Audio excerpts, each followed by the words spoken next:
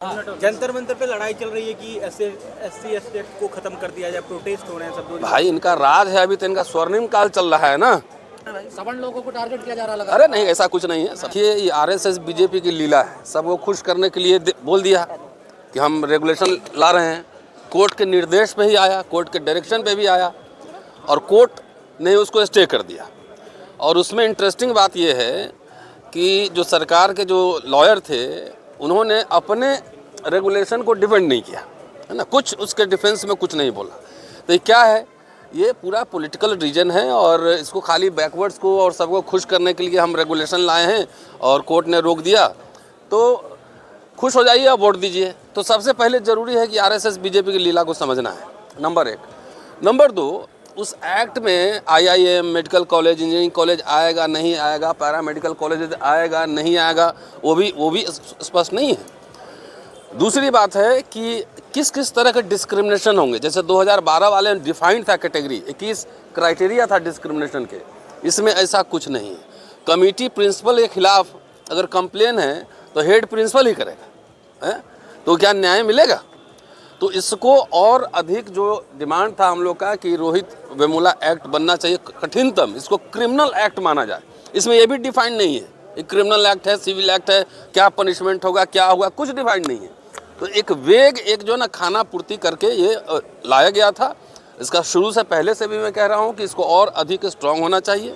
देखिए, जज साहब को तो वोट नहीं मांगना है, जज साहब को नहीं मांगना है ना, मांगना तो पॉलिटिकल पार्टीज़ को है, बीजेपी को मांगना है और पॉलिटिकल पार्टीज़ को मांगना है।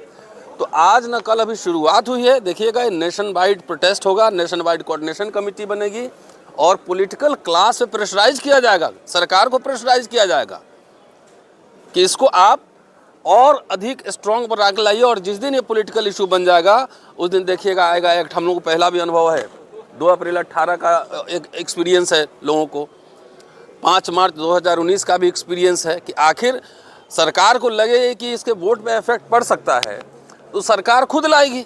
मुट्ठी भर लोग विरोध कर रहे थे, उसके प्रेशर में आके उस पर स्टे कर दिया। इसका कोई मायने उसमें कुछ नहीं है।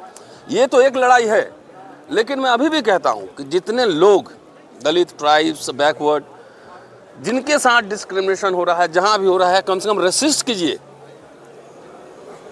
कहिए उसको कि हाउ डेयर यू, आपकी हिम्मत कैसे हुई, ये कहने की आदत डालिए। रेसिस्टेंस नहीं करेंगे तो वही लोग कानून बनाने वाला, वही लोग लागू करने वाला, आपको न्याय कहाँ से मिलेगा?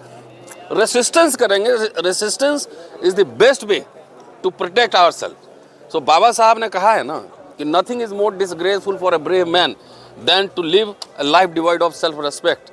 जब आत्मसम्मान ही नहीं रहेगा तो क्या कीजिएगा पढ़ के? क्या कुछ बन भी जाइएगा तो उसी तरह से ज़िंदगी भर ह्यूमिलिएट होते रहिएगा। इसलिए ये कहने की आदत डालिए, हाउ डेयर यू। और इसको आप पॉलिटिकल मसला बनाएंगे, सरकार अब पीछे हट नहीं सकती। ये और अधिक स्ट्रांग होना चाहिए, रोहित वेमुला एक्ट आना चाहिए। जी, जेएनयू की वीसी कह रही हैं कि ये बिल्कुल गैर ज़रूरी और अनावश्यक बिल्कुल ये यूजीसी के रेगुलेशन थे। नहीं, उनका तो आरएसएस से अपॉइंटेड है, तो आरएसएस के लोग तो अपना स्टैंड क्लियर करें ना। कभी बोलेगा कि 200 साल तक आरक्षण रहना चाहिए, धीरे धीरे प्राइवेटाइजेशन कर रहा है, सब कुछ कर रहा है ना, ठेके पे जा रहा है नौकरी, तो आरक्षण कहाँ है? और महिला के बारे में क्या बोलेंगी? जो विक्टिमहुड कह रही हैं, तो महिला के बारे में क्या बोलेंगी?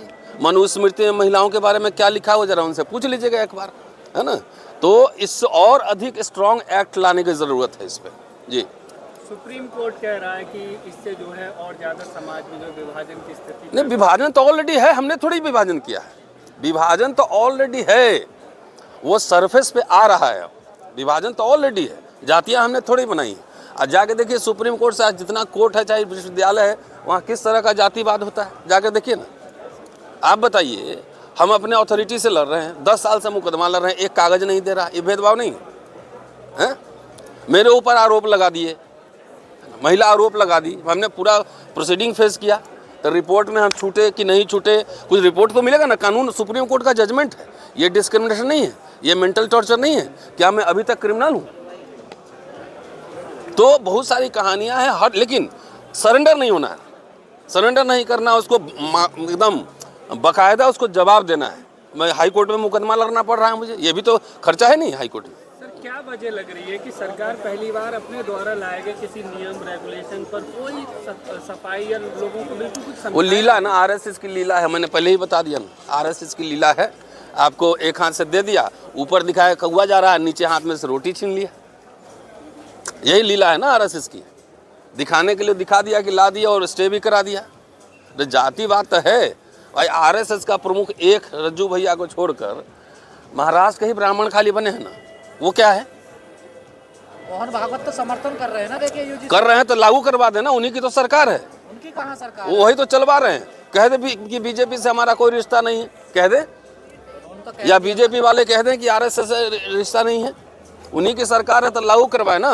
और नहीं करवाएंगे तो हम लोग लड़ेंगे, हराएंगे सरकार को। तो मामला तो कोर्ट में है, अब सरकार क्या करे इसमें? क्यों? सरकार कोर्ट में तो रोस्टर भी था, कोर्ट से ही आया था ऑर्डर। SC/ST एक्ट भी कोर्ट से आया था। आप चाहते हैं अध्यादेश लाए सरकार? अध्यादेश लाए, रेगुलेशन नहीं एक्ट बने, अध्यादेश लाए। और नहीं लाएगी तो हम लोग संघर्ष करेंगे, सड़क पे लड़ेंगे इनसे। शुक्रिया, थैंक यू। जंतर मंतर पे लड़ाई चल रही है कि SC/ST को खत्म कर दिया जाए, प्रोटेस्ट हो रहे हैं सब लोग। भाई इनका राज है, अभी तो इनका स्वर्णिम काल चल रहा है ना।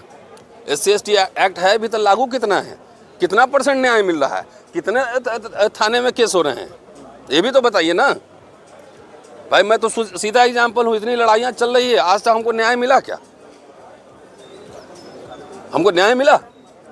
तो एक्ट तो है लेकिन इम्प्लीमेंट कहाँ है? कितना कन्विक्शन रेट क्या है, ये भी तो सोचिए। कितने थाने में रिपोर्ट हो रहे हैं। ब्राह्मण कह रहे हैं हमें आसान टारगेट बना लिया, चारों तरफ से हमें ही टारगेट। ये ब्राह्मण से लड़ाई नहीं है, ये लड़ाई जस्ट अनजस्ट की लड़ाई है। ये किसी समुदाय से थोड़ी है, ब्राह्मणवाद सिस्टम से है, सिस्टम से लड़ाई है, सिस्टम ऑपरेसिव है। ब्राह्मणवाद भी तो ब्राह्मण ही है ना। नहीं, ये कैसे होगा? वो पूरा सिस्टम है ना, वो पूरा सिस्टम से लड़ाई है, किसी कम्युनिटी से नहीं है। बेकार अपने आप को कहने कि हमसे लड़ाई है। Thank you. Sir youth Congress के अध्यक्ष, ब्राह्मण भारत छोड़ो। सर यूथ कांग्रेस के अध्यक्ष को जो डिटेन किया सबको जो है ना, सबको भारत सबका देश है। सर यूथ कांग्रेस के ये तो अध्यक्ष तानाशाही है ना। अजीम प्रेम जी यूनिवर्सिटी में भी कल AVP के लोगों ने हंगामा किया है ना, उसकी भर्त्सना करते हैं। ये तो डेमोक्रेसी कहाँ है? लीडर ऑफ अपोजिशन को बोलने नहीं दे रहे हैं, एक्टिविस्ट जो सवाल उठा रहा है उसको थाने में जेल में डाल दे रहे हैं। तो ये तो तानाशाही, असली इमरजेंसी यही चल रहा है। कह रहे उदय भान का बड़ा षड्यंत्र था इसमें, देखिए हाँ, बड़ी कुछ नहीं, साजिश रची जा रही है। सब साजिश यही खुद रचने वाले साजिश रचने वाले यही खुद हैं। इमरजेंसी है आपने कहा कि। हाँ, एकदम अघोषित आपातकाल, उससे भी ज़्यादा खतरनाक है। कोई फ्रीडम ऑफ एक्सप्रेशन नहीं है, जेल में पकड़ के डाल देता है, अभी डाइसेंट नहीं है। कहा गया कि जेल भरो आंदोलन कभी भी होगा। कितना जेल है, कितने लोगों को जेल में लेके जाए? तो क्या आप समाज में खाई पैदा करना चाहते खाई हम पैदा नहीं कर रहे, हम खाई पाटना चाहते हैं, हैं? समानता के आधार पर। तैयारी कर रहे हैं ना भारत बंद की, रोज नहीं, आंदोलन भाई, संविधान ही राइट देता है कि नहीं? प्रोटेस्ट करने का राइट संविधान में है कि नहीं? आंदोलन करने का राइट संविधान में है कि नहीं? उसमें लिखा हुआ है, हम भारत के लोग, इसी दिन के लिए लिखे थे हम भारत के लोग, कि जब शासक निरंकुश हो जाए तो लोहिया का भी लाइन है ना, सड़कें सुनसान होगी तो संसद आवारा हो जाए। आपके निशाने पर तो कुछ लोग है ना, टारगेट कर रहे हैं ना आप। हम किसी लोग को नहीं, व्यवस्था से लड़ रहे हैं भाई। सवर्ण लोगों को टारगेट किया जा रहा लगा। अरे नहीं, ऐसा कुछ नहीं है, सबका नहीं। चलिए, थैंक यू, चलो।